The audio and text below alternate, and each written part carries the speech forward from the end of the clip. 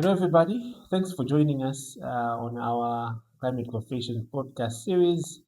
And today we are joined by Stephano Malamulo, who is a young innovator. I'm sure he's going to tell us more of what he does. Welcome. Thank you so much, sir. All right. So, Yeah. first of all, introduce yourself. Okay, fine. My name is Stephano Malamulo, currently residing in Area 49. Um, I did agriculture at the Luana NRC campus. By now, I'm working as a primary teacher. Yeah, I'm also a student because I'm actually upgrading myself at Bunda. So, Bachelor of Science in Agriculture General. Yeah, sure. That's how I am. All right. So, as I think as in the introduction, we said you are an innovator. Yeah. Tell us what innovation have you done and what does innovation mean to you? Okay, fine.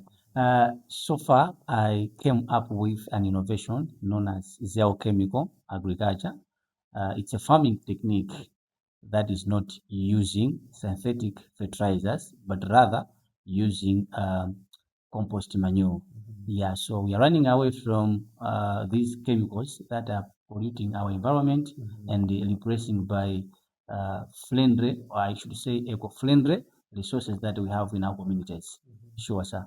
Okay, so as we are talking more into zero chemical agriculture, walk us through what do you do in zero chemical agriculture and how is it used? Okay. In zero chemical agriculture, we have actually three main components that we use. Number one is about organic matter, which is the organic manure that we are use. Number two, on the same organic matter, because we use organic matter when we are doing our farming, or we help the soil to be able to keep moisture for a long period of time, because nowadays weather is not the way it was some years back. We normally experience erratic rainfall. So with this zero chemical agriculture, our soil will be able to support the plants even if the drought is there. Yeah, in addition to that, this is also environmental friendly because there is no any chemical that is actually being used on this kind of farming. Yeah, number one, and then after doing all the land clearance, or and then after that, and then you apply the manure into that field plus mulching as well, and then you plant. Those mulching things will help to suppress the growth of weeds. Yeah, so it's something that is easy. Yeah, easy and it's affordable even to the small scale farmers as well. Yeah. Okay, so if I apply it to crops on the field, Mm. do you have to apply every year and does it have a limit to which crops you apply to, or you can apply to every crop that a farmer definitely plants? You can apply in any crops that a farmer wants to grow. Mhm. Yeah, it's either horticultural crops, field crops as well. Yeah, so it's not selective. Yes, it's applicable to all crops that here we grow in Malawi. Yeah, that is. All right, so Mr. Stephen Malamulo here was the winner and is still the winner for the Innovate for Planet Earth Challenge that was being conducted by Bingos platform in April. Congratulations, sir. Thank you, sir. Yeah, I think it's one of the milestones. I Yeah. think that was the moment that we Yes. recognized you Yeah. through the innovation that you have brought Yeah. for the zero chemical agriculture. Yeah. First of all, how did you feel when you were selected as to be the winner? Yes, actually, I was overexcited because, in fact, if I will be honest, I wasn't imagining like me to be the winner because it was a competition and I had also competitors. But I thank God that helped me, that my video, a lot of people liked it and you recognized me as a winner. I don't take it for granted. And thank you so much for your effort to bring this on the table so that actually it's an exposure even to us. Yeah. So, Okay. Okay, so going back to now zero chemical agriculture, yes, sir. where have you conducted this this project or innovation? Which districts have you done them before, or is just in one location? Basically, I can say I conducted this in Kasungu last year, yeah, whereby I was working with NIF, and then I saw how small scale farmers were struggling to find like fertilizers and other inputs as well. So it's where now I started thinking outside the box to say, but why can't we have something to replace these expensive things?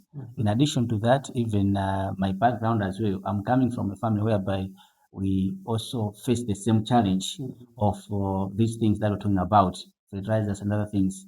Yeah, so it's where now I started thinking to say, what if I can try to do something that is actually zero chemical? We should just use resources that we have in our communities so that everyone can manage to find them.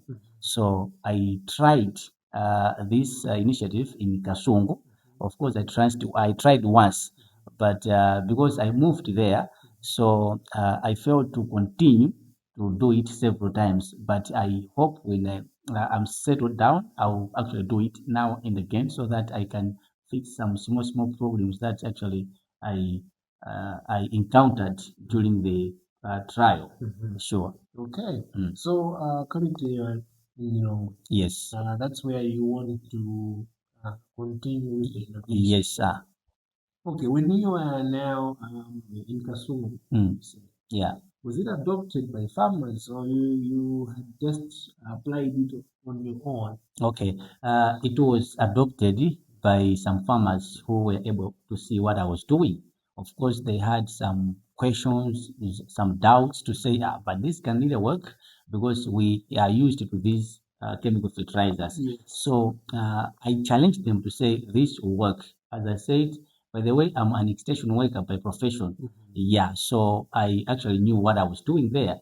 So when I harvested the harvest, actually they said, this is so amazing. So when I came back, they told me that they are now doing it. They have adopted. So what is remaining is just to scale up. Okay, when I do it to several farmer groups, they will be able to adopt. Okay. Sure, sir. All right, so walk us through. Did you face any challenges when coming up with zero chemical agriculture, or you didn't? No, the challenges were there. Being first time to try on the ground, so I had to meet some challenges. Yes. Number one is lack of resources. For example, neem leaves were not readily available by then. I had to look around where can I find these neem leaves because we use neem leaves. We extract some extracts from neem leaves and then we replace for the pesticides. Yeah. In terms of manure, they were readily available, but neem leaves, the location that I was, it wasn't like easy to find. Yes, another problem was I was receiving some negative statements from people who were around me because we were not able to understand me what I was doing. So I was receiving some negative comments, but still more, I continued to do it to the extent that I proved them that what I was doing was actually applicable. And here they thank me to say, oh, this is nice. And they are doing it probably on horticultural crops. They are applying this zero chemical agriculture. Sure. Right. So I think we're moving forward. Where do you see zero chemical agriculture innovation going forward? Do you see it being adopted by local farmers specifically? Because I think that's your target Yes. market. Do you see it being adopted or this innovation? Or, just walk us through. What's your plan? Yeah, forward this innovation, I see it being adopted by a lot of small scale farmers here in Malawi. What I will do is I will just uh, continue scaling up, like selling it, advertising it to the people, because we have other farmers who don't know this zero chemical agriculture. But with such kind of series and exposures, other people will be able to see. And I wanted also to try to involve other stakeholders. For example, extension workers, if they can give me a chance, I'll go to EPA, which is extension planning area. I'll set up a demonstration plot on that. After some time, and then people will come and appreciate. And then farmers will start adopting it right away from there because they want to people are used to adopt something that is actually they're able to see the results as well. So with these kind of trials, it will scale up. Sure, sir. All right. I think moving forward, what's your word of encouragement or your message to other young innovators who are working tirelessly, coming up with different innovations that definitely are within the climate space and beyond? Yeah. All right. My advice to my fellow young innovators is number one, we say great innovation comes from identifying a problem. So they need to identify problems in their communities and then they should try to find out solutions. And that solution, it should be unique. It should be something that everyone is doing. That will not be an innovation, but something that is so unique, that is so special. Yeah.